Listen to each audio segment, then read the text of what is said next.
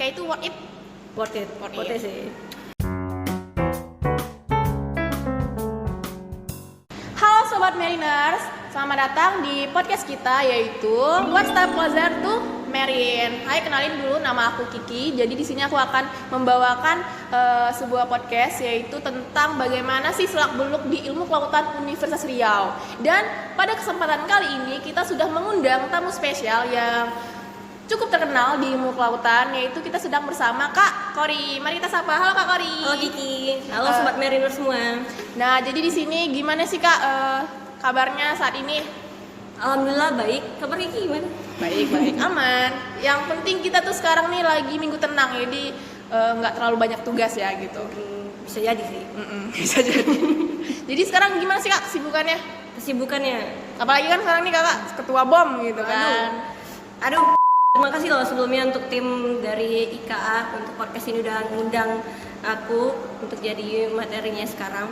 Dan alhamdulillahnya keadaan sekarang baik setelah melewati banyak halang rintang yang kita lewati di bulan Mei ya. Sekarang udah alhamdulillah kita udah melewati itu, sekarang kita ada di bulan Juni. Dan mungkin untuk kesibukannya sekarang nggak terlalu sibuk ya seperti bulan Mei ya. Kita ada ngikutin praklab dan ada juga proker-proker BOM lainnya. Ternyata sibuk ya Kak Ika? Di Ika sibuk banget sih itu. Sekarang mungkin lagi sibuknya untuk program-program dari BOM selanjutnya. Itu kayak ada pengkaderan atau misalnya ngadain seminar, itu di bulan ini ada kok nanti. Dan juga gimana sih Kak sebenarnya pendapat Kakak secara pribadi gitu tentang IKA itu sendiri, ilmu kelautan? Oke.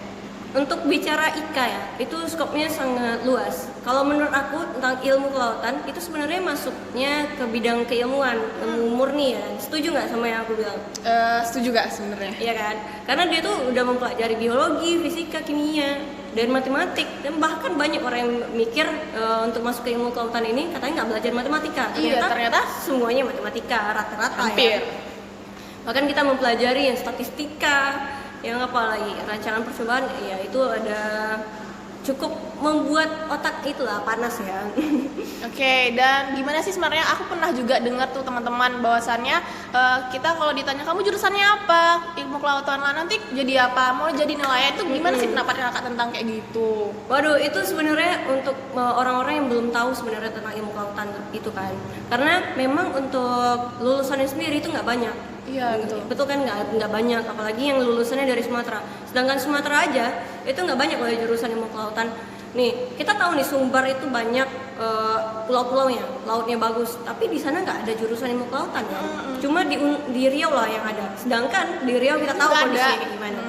Pekanbaru jauh dari laut kan? Iya, jadi aku tuh pernah juga ada pertanyaan nih Kak, katanya kok kamu masuk ilmu kelautan sih, emang di Pekanbaru ada laut gitu. Itu gimana sih Kakak nanggapinnya? Ya nggak apa-apa gitu. Ya nggak apa-apa, kita simulasi aja di sana. Dan juga kita sebenarnya punya kampus sendiri nggak sih? Iya, kita ada kampus sendiri. Di mana tuh? Kita ada kampus di Dumai. Itu sejarahnya pertama kali kita memang di sana untuk perkuliahan ya. Tapi ternyata di sana nggak ada, susah air. Akhirnya pindah lagi nih ke Pekanbaru untuk ngelanjutin perkuliahan. Karena kan akses di sana dulunya sebelum ada tol ya kan. Kita melewati perjalanan panjang, lebih kurang berapa jam ya? Lebih dari 6 atau 7 jam lah. Iya. Dan juga menurut Kakak kelebihan tersendiri dari IKA, jurusan IKA tuh beda dari jurusan lain itu apa gitu Kak? Kenapa IKA gitu? IKA itu kita dilatih keras. Wow. Ya karena semboyan kita jelas Pak Jayamahi, di laut kita jaya ya kan. Di sana Jelas Pak Jayamahi itu sendiri kan semboyan TNI TNI aja harus keras, apalagi kita kalau udah mengadopsi tempat lain, apa yang lain itu kita harus keras juga ya kan. Betul. Jadi di sana di sini tuh kita harus tahan banting karena kita harus bisa survival.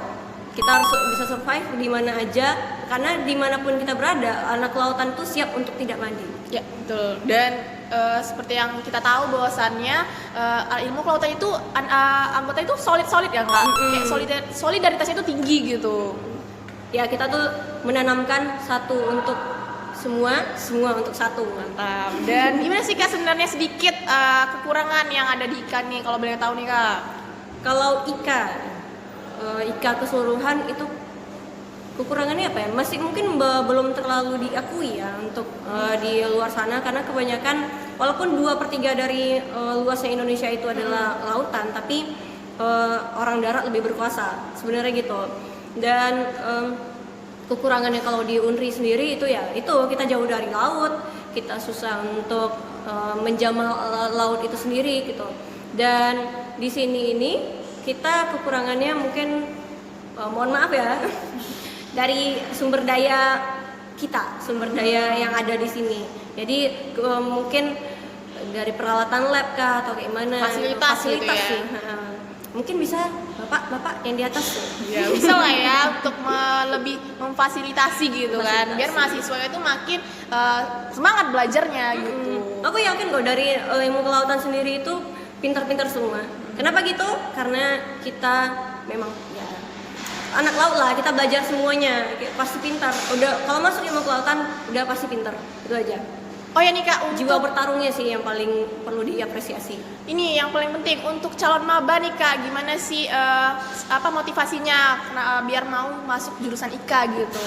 Oke, sebenarnya motivasinya itu gini, kalau mau masuk melihat prospek ke depan ya, kita tuh harus ngelihat prospek ke depan seperti apa, masa depan kita 5 atau 10 tahun lagi seperti apa gitu kan. Karena dari kita belajar sendiri nih di sini ada bioteknologi atau kayak gimana, semuanya kayak sumber protein kita tuh bakal akan berkurang di kemudian hari. Nah, makanya akan dicari lah sumber-sumber protein lain seperti dari mikrobiologi gitu kan, dari bakteri-bakteri atau gimana. Karena itu yang bisa mendukung adanya SDGs gitu, yang sistem berkelanjutan. Nah, Indonesia lagi mengembangkan itu. Kemungkinan juga sumber protein pertama nanti itu pasti bakalan dari hasil laut, karena di darat sendiri itu udah ini kan udah padat banget. Iya. Bahkan sekarang ada orang yang buat tanaman itu bahkan di atap rumah karena saking kurangnya lahan untuk mereka bercocok tanam. Kayak hidroponik gitu ya? Iya, hidroponik. Makanya sekarang orang akan beralih ke sumber laut gitu, sumber hayati yang budidayanya benar-benar dari perairan. Nah, dari ilmu kelautan inilah kita akan menata itu semua. Mungkin tidak terasa sekarang, tapi akan terasa di kemudian hari manfaatnya seperti apa. Karena kita juga belajar semuanya loh. Kita akan belajar gimana sih anak kelautan ini bisa mendapatkan uang dari pelajarannya kita sendiri gitu. Oke, dan aku dapat info nih Kak, katanya di IKA ini banyak study club yang bagus-bagus tuh. Kakak boleh spill nggak sih apa-apa aja tuh study club? Yang bagus ya? Bagus Semua. sih. Ya, kita tuh ada yang untuk diving. Oh MSDC. wow, diving. Walaupun kita jauh nih dari laut, dan walaupun masa jenisnya laut dengan air tawar itu beda ya juga kan. Nah, tapi kita tetap belajar tentang diving. Itu kalau misalnya teman-teman rasanya fisiknya kuat atau gimana, bisa belajar diving yang ada di ilmu kelautan. Dan katanya ini bakal membesar kepak sayapnya gitu dari MSDC. Wow. Dan tunggu aja mungkin dari teman-teman semua yang mau join. MSDC lagi buka open recruitment. Oh iya, lagi open sekarang ya. Iya, dan ada juga kalau misalnya teman-teman nggak mau terlalu ke laut atau kayak gimana, bisa kita mundur sedikit ke area antara laut dan darat, namanya area pesisir, dan itu namanya Beluka Mangrove Club. Oh, mangrove. Lokal. Walaupun mangrove juga dipelajari di ini ya, di kehutanan, tapi ilmu kelautan juga mempelajari, karena itu kan merupakan salah satu yang mempertahankan garis pantai kan. Mangrove itu bagus kok. Itu juga ada namanya blue carbon. Nah, blue carbon ini kalau misalnya teman-teman suka sama yang namanya mangrove dan mempelajari mangrove itu beneran detail atau gimana, itu bisa dijadikan sumber untuk penghasilan kita. Kita tahu nih tentang blue carbon, cadangan karbon atau gimana. Ini kan kita di Pekanbaru atau Riau ini kan benar-benar lagi panas nih. Nah, menggalakkan aksi untuk menanam mangrove itu merupakan salah satu cara untuk menurunkan global pemanasan global. Ya, global warming. Dan juga sebenarnya di IKA ini juga kita tuh diajarkan berbisnis nggak sih? Iya, kita diajarkan berbisnis.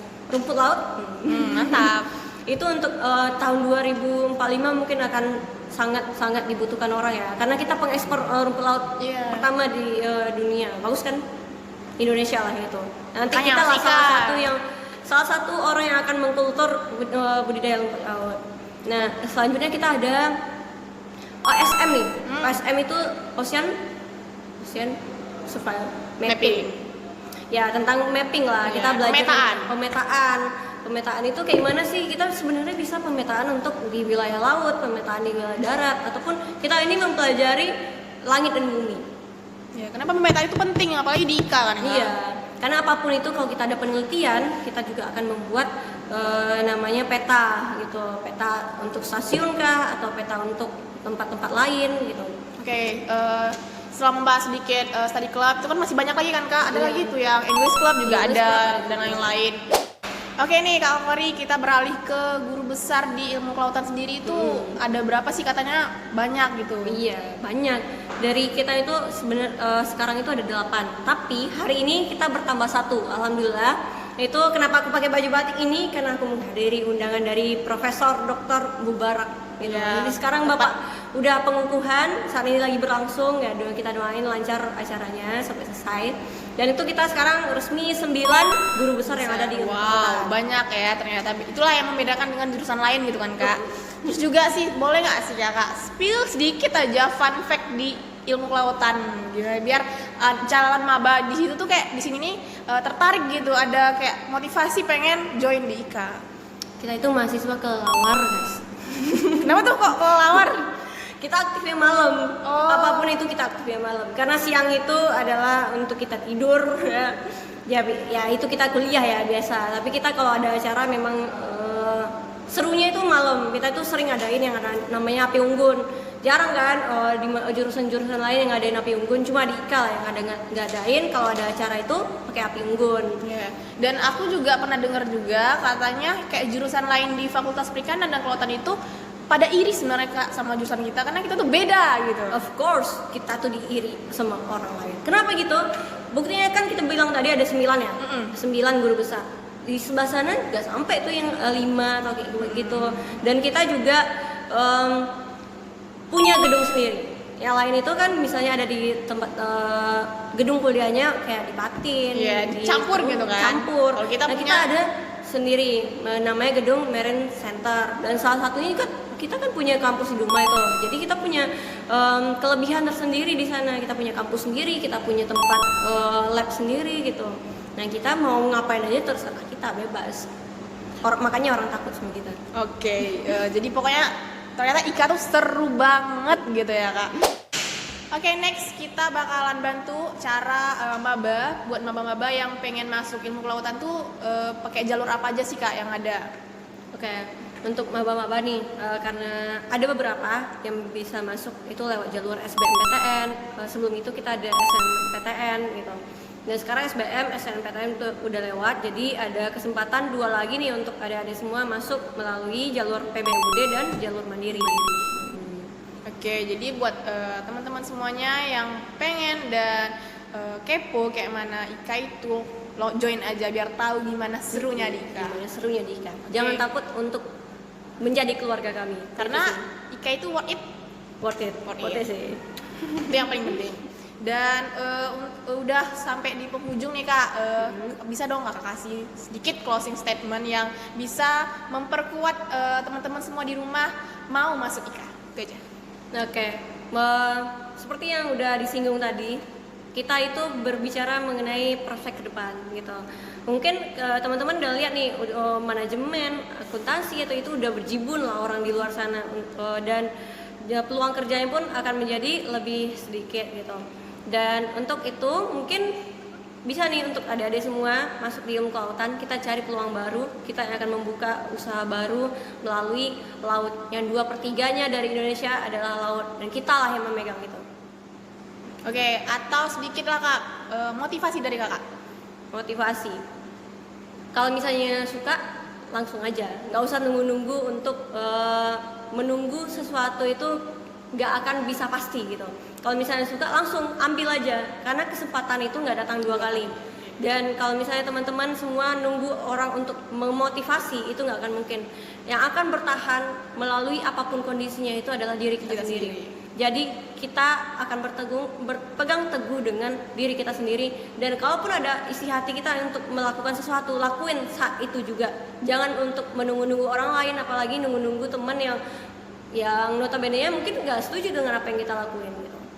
Oke, terima kasih Kak Kori atas motivasinya dan segitu dulu podcast kita pada video ini, dan terima kasih banyak Kak Kori Terima udah kasih. mau hadir di podcast pertama kita. Semoga podcast kita sukses ke depannya dan banyak yang minat. Oh iya, jangan lupa subscribe. Oke, jangan lupa Follow like, juga ya. comment, Follow IG aku. IG-nya, YouTube-nya dan lain. Oh iya, boleh spill IG-nya, boleh Kak? IG aku itu @alkorifah.simon. Oke, Oke, dua ya. Oke, dan aku @reskidimarta double R. Oke, itu aja. See you next time. Bye bye. See you.